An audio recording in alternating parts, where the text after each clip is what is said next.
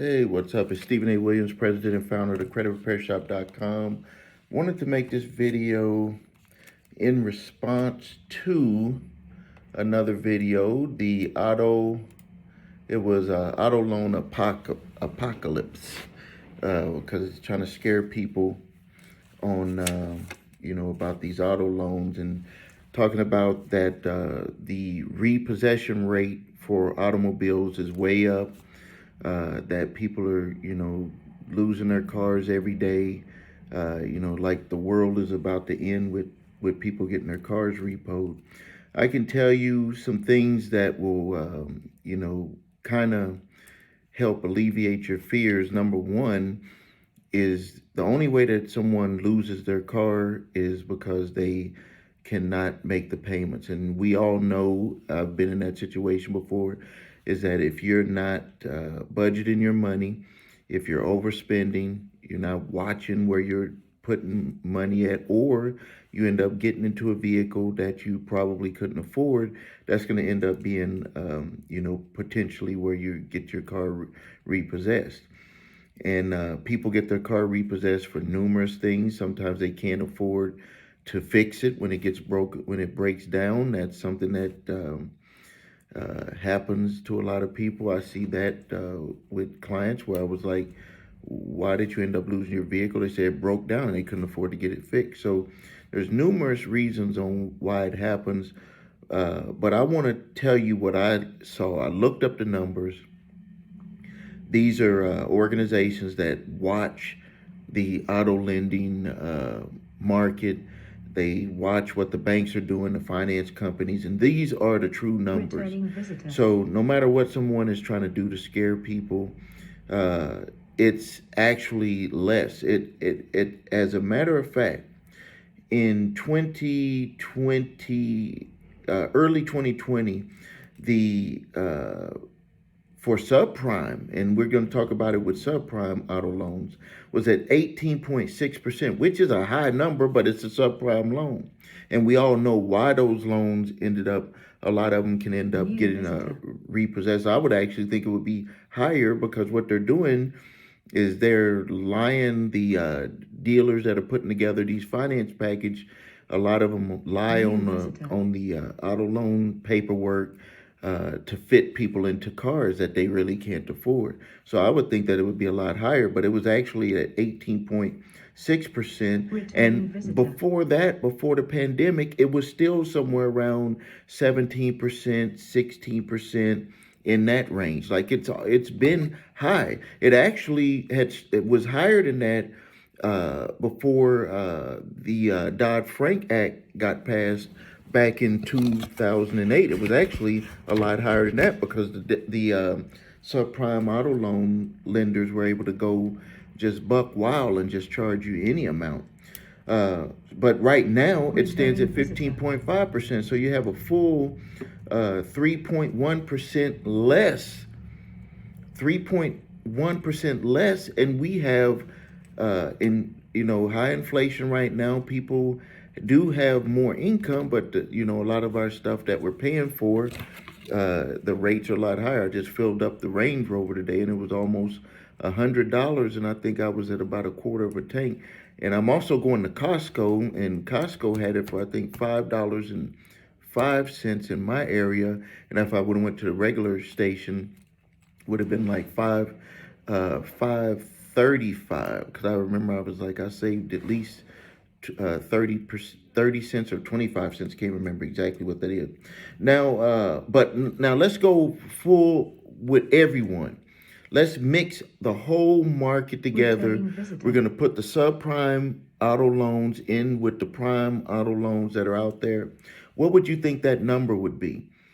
10%, 12%? What do you think that number would be? The number is actually 4.8%. 4.8% when you put all of the auto loans together, subprime, A plus, whatever, prime, all of those together, the percentage goes down to 4.8% on defaults. Now, let's talk about what what an auto loan would be considered a default. And this is crazy when you think about this. An auto loan default is not necessarily a vehicle that has been taken and repossessed. An auto loan default, the way that the law considers for an auto loan default, and I looked this up, is that's when an auto loan, if you have, if it hasn't been paid, the payment hasn't been paid by the 31st day. So if it's 31 days past due, 31 days past due, it's considered in default. Now, you know, a lot of people, you may be one of them, that are out there driving your car and you have 1 or 2 late payments on there. Did you know that you're actually considered in default? And the reasons why they can put those into default is because they, when they're ready to either do the repo, or if they ever want to pull the trigger and call everything due on the vehicle, which is sometimes they do that. If it gets repossessed, they're going to have this track record and say, hey, you were behind this one, you were behind this month, we just don't feel that you're going to be able to pay this loan. Now, the percentage rate of new cars financed in 2022, or over this last year. All right, and we have the percentage of cars that were financed over the last few years. It's actually down 81.12%, and it's down from 87.9% at its highs.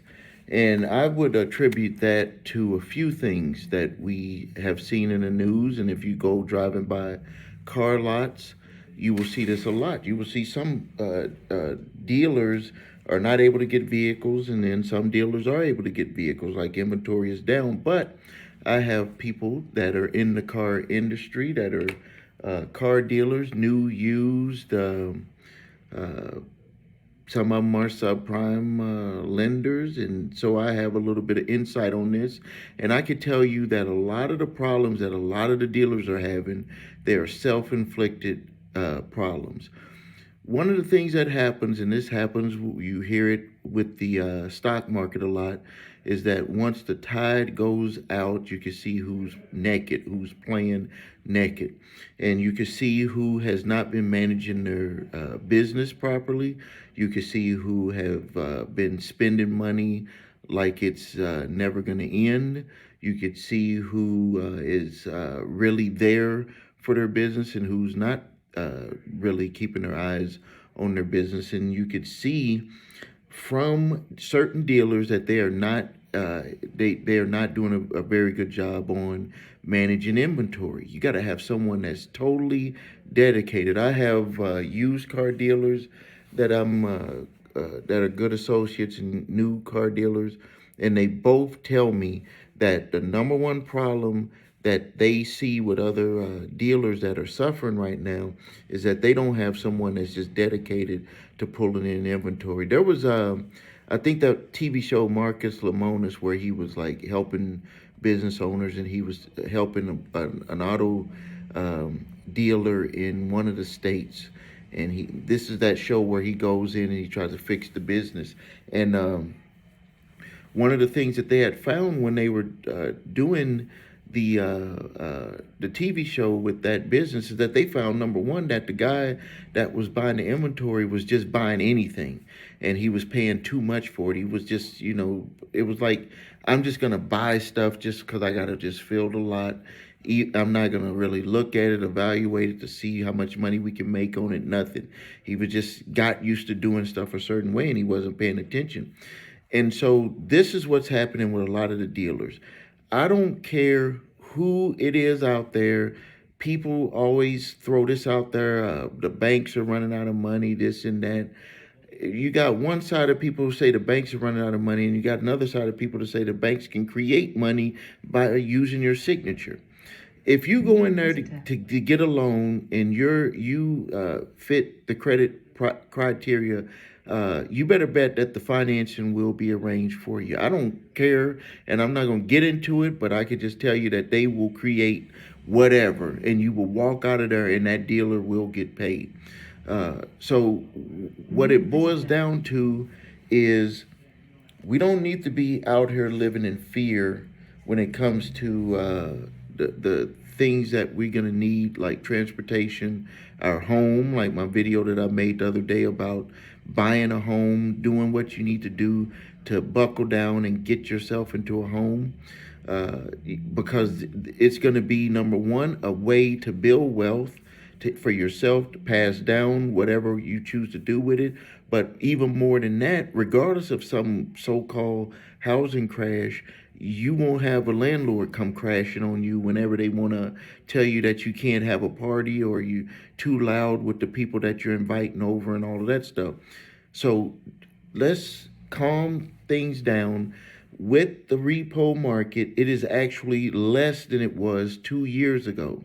So all of this about a auto loan apocalypse, and that the dealers are just about to close down and there's no more lending going on and all of that stuff. All of anything that happens is going to be like this, up and down. And if you don't learn to ride the roller coaster of life, you're going to be just scared of everything. You don't need to be reacting emotionally to this type of stuff. Look at your household. Look at what you got going on. You need food, clothing, roof over your head, and transportation. Those are the necessities. Get those taken care of. Make sure that you know, get a good budget together. If you're married, make sure you work together to have yourself on the same plan, so you can make sure that uh, you're not going to be running into the same problems that a lot of other people run into. So I wanted to make that video because, I'm seeing videos. It just seems like people want to scare people with saying that, with the repo crisis, when you think about it, the repo crisis, it really comes down to you. If you lose your car, it's a crisis. If you don't lose your car, it's not a crisis.